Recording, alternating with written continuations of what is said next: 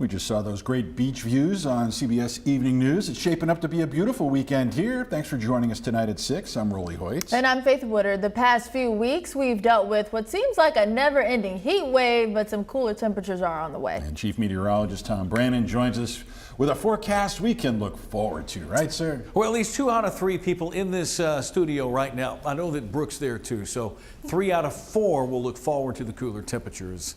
I can't imagine who that 4th person out of 4 would be, but the numbers are going to drop off. We're looking at upper 70s and low to mid 80s next week, and there will be a good chance of rain. But this weekend, by all means, I think it's a great weekend. Highs in the mid 90s both Saturday and Sunday. Here's where we start. Our temperatures outside are in the upper 80s and lower 90s. Little Rock sitting at 89 right now.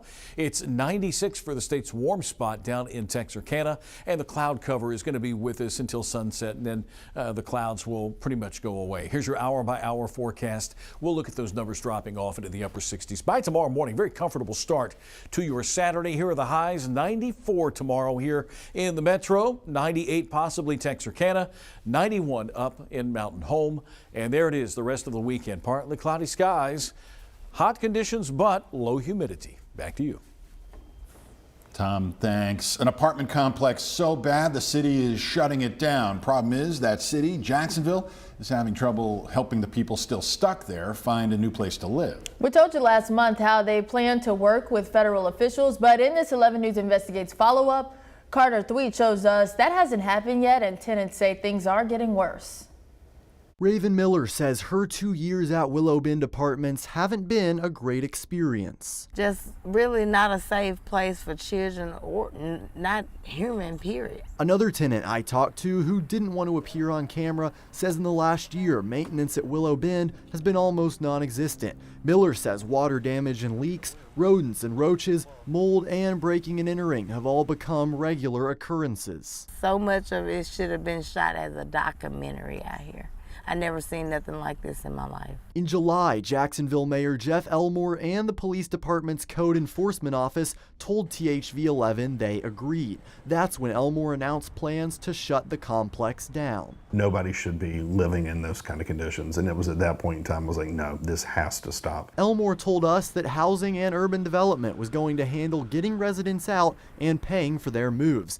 That was nearly a month ago, but people are still living in the apartments. Before management told us to leave the property, we filmed trash piling up, bugs crawling around, and standing water in empty apartments that residents say is going into their own units. Management told me that there's nothing that they can talk to me about since they lease got closed. I have to go to the mayor about it. So yeah, it's been crazy. Miller and the other tenant told me they haven't heard much regarding a potential move. I reached out to the mayor's office and police department again, and they told me that HUD was now leading that effort. I reached out to HUD at the federal level and their Little Rock office, but no one answered. Now tenants are left waiting in conditions they say are unlivable. Y'all having us in an unsafe, unsanitary, mold infested, something needs to be done. In Jacksonville, Carter Thweet, THV 11 News. All right, Carter, thank you. Now, we did get in touch with somebody we hope could help, the Jacksonville Housing Authority. They often work with HUD, and their senior director says they are ready to assist and have already reached out to potential landlords to help make the move whenever it happens for the people there a little more seamless. And now to an update in a case we've been following for nearly a decade. The family of a teenager shot and killed by Benton police officer in 2016 is preparing for another legal fight. THV 11's Brooke Buckner caught up with the teen's father today and joins us in studio with what's next for the court proceedings. Yeah, Faith and Rolly, a new appeal from the Schweikel family comes after a federal judge overturned a ruling that awarded them millions of dollars in damages. Last February, a federal jury awarded the Schweikel family $32 million for the death of their 17-year-old son, Keegan Schweikel. However, last April, a federal judge reversed that ruling. Now the 9-year fight for justice continues, and Keegan's family is set to appeal it a third time next month.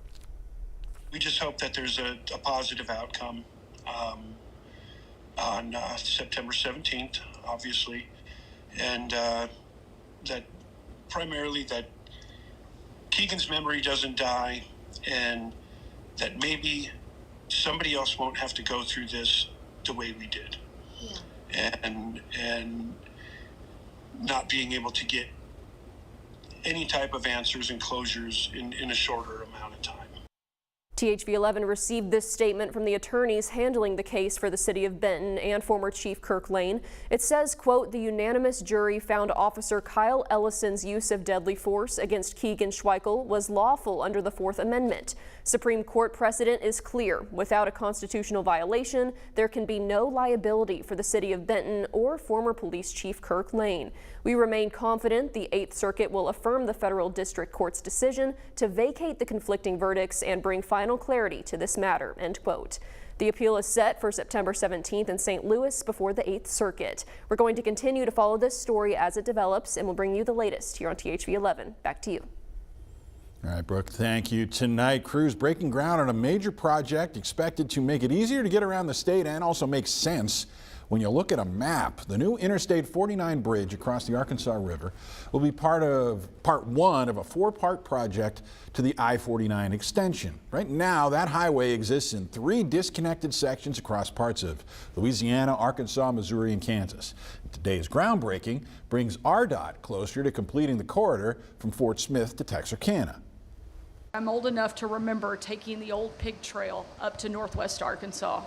In fact, my dad was governor in 1999 when he cut the ribbon on the Bobby Hopper Tunnel and opened up one of the biggest legs of I-49. Today, just over 25 years later, the population of northwest Arkansas has nearly doubled.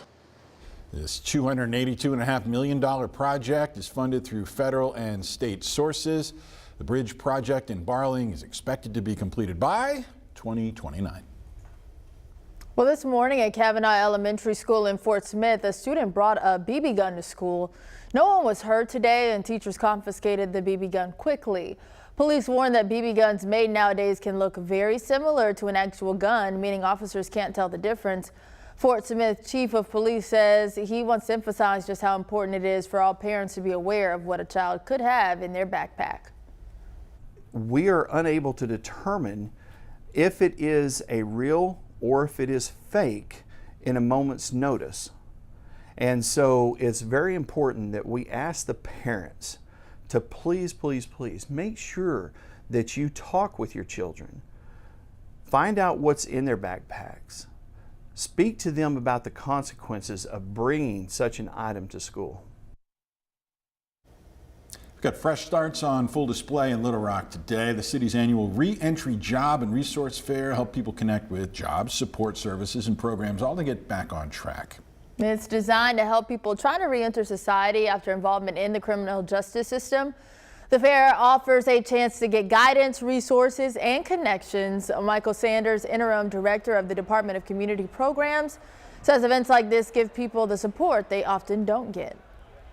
This is very important because oftentimes this population of residents get overlooked and sometimes they feel unheard and disengaged, and so it's our opportunity to re-engage them, to give them that support, give them that leg up to get connected with those resources and jobs. Other programs coming up for folks in this lane include Get Right with the Courts. That's where fines can be waived, licenses restored, and court cases addressed.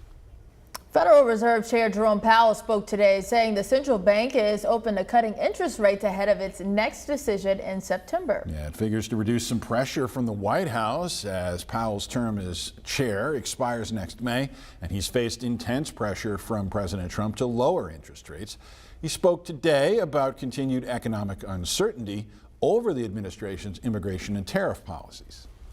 This year, the economy has faced new challenges. Significantly higher tariffs across our trading partners are remaking the global trading system.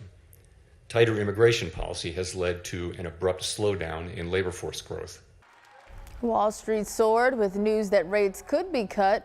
President Trump has backed off previous threats to fire Powell recently.